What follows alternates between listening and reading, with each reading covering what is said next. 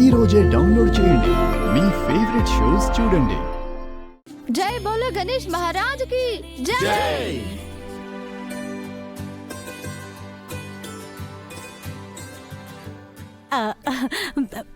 పూజ completed కదా. ఆరతి ఇస్తే తీర్థ ప్రసాదాలు వి ఈట్. నీ కాన్సంట్రేషన్ మొత్తం ప్రసాదాల మీదే ఉంది కదే.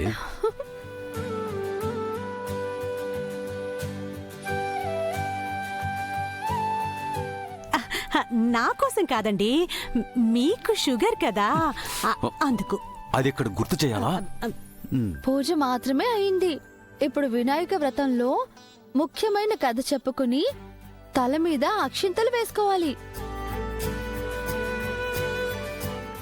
అప్పుడే నీలాప నిందలు తప్పుతాయి. నిందలు? వాట్ నిందలు? వినాయక చవితి అంటే వినాయకుడు పుట్టినరోజు కదా.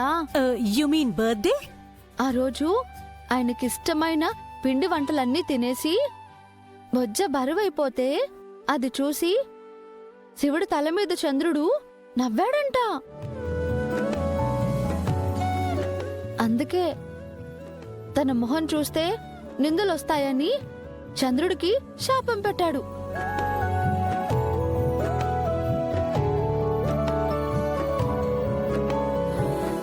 దానివల్లే మనుషులు ఇబ్బంది పడతారని పార్వతీదేవి చెప్పడంతో చవితి రోజు మాత్రం చంద్రుణ్ణి చూడకూడదు అని సవరించారు.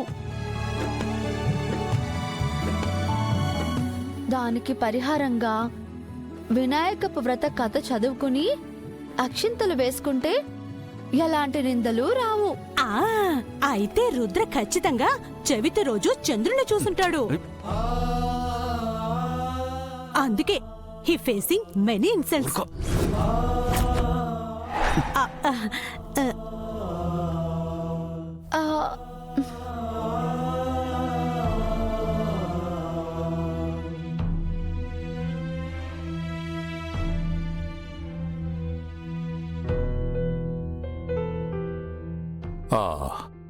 రుద్రా, నువ్వు కూడా త్వరగా ready అయ్యిరా.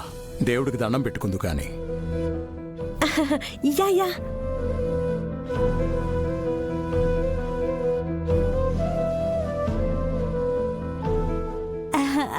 I think he's hurted. That's why he gone. నిందలు మాపుకోవడానికి కథలు విని అక్షితలు వేసుకుంటారు గాని చేసిన తప్పులైతే మాసిపోవు కదా. అందుకే మొహం చాటేస్తారు. అయ్యో అమ్మా,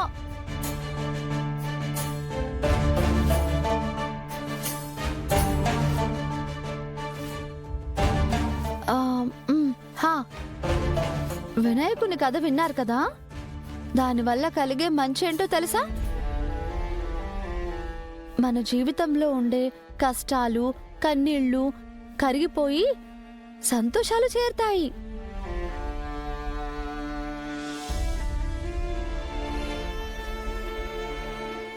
నీకు చాలా విషయాలు తెలుసు బాను.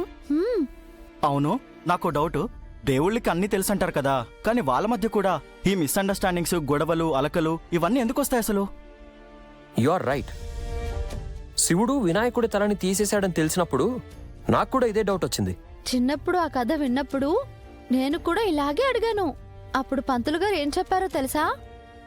మన మనుషులకి కలిగే సమస్యలని ఎలా ఎదుర్కోవాలో చెప్పడానికే ఆ లీలల ద్వారా సందేశించారంట.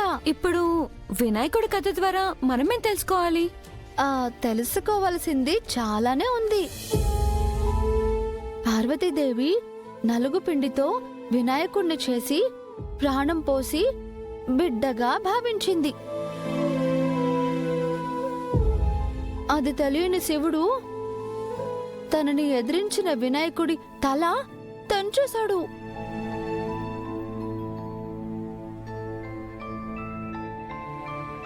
అప్పుడు పార్వతీదేవి బాధతో ఇది మీకు న్యాయమేనా అని శివుడిని నిలదీసిందే తప్ప కడుపు కోత మిగిల్చావు అని నిందించలేదు.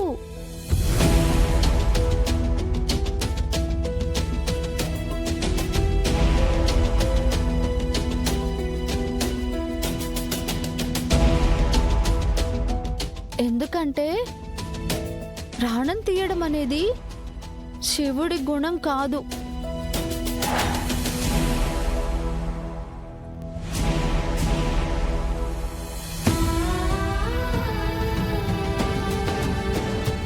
అది ఆవేశంలో జరిగింది అని పార్వతీదేవి గొప్ప మనసుతో ఆలోచించి అర్థం చేసుకుంది.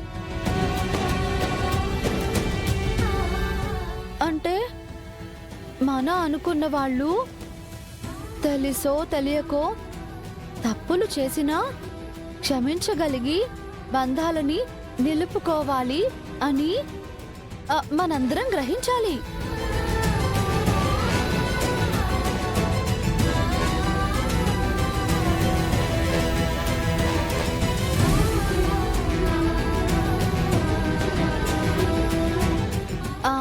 శివయ్య కూడా లోకాలంతా కొడుకుని చంపిన తండ్రి అని నిందిస్తుంటే మౌనంగా భరిస్తూ అక్కడే ఆగిపోలేదు. తన తప్పుకి ప్రాయశ్చిత్తంగా ఏనుగు తలను అతికించి తిరిగి ప్రాణం పోశాడు. అంటే ఒక బాధ నుండి బయటికొస్తేనే దాన్ని తీర్చగల పరిష్కారం కనిపిస్తుందని చెప్పకనే చెప్పాడు.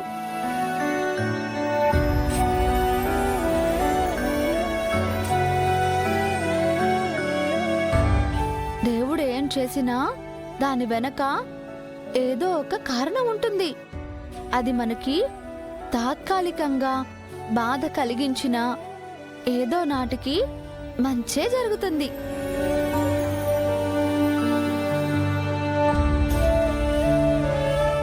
సమయం అన్నింటినీ మారుస్తుంది.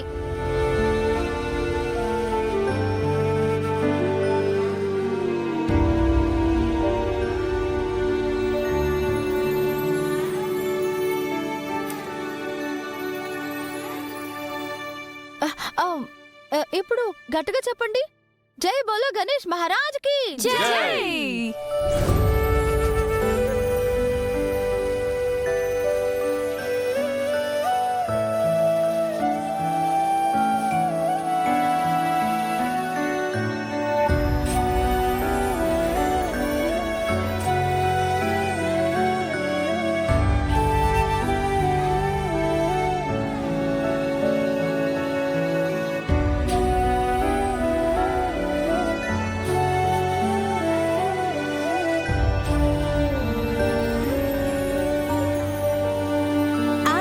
త్వరగా హారతి కానివ్వు. ఉండ్రాలు లడ్డు హీట్.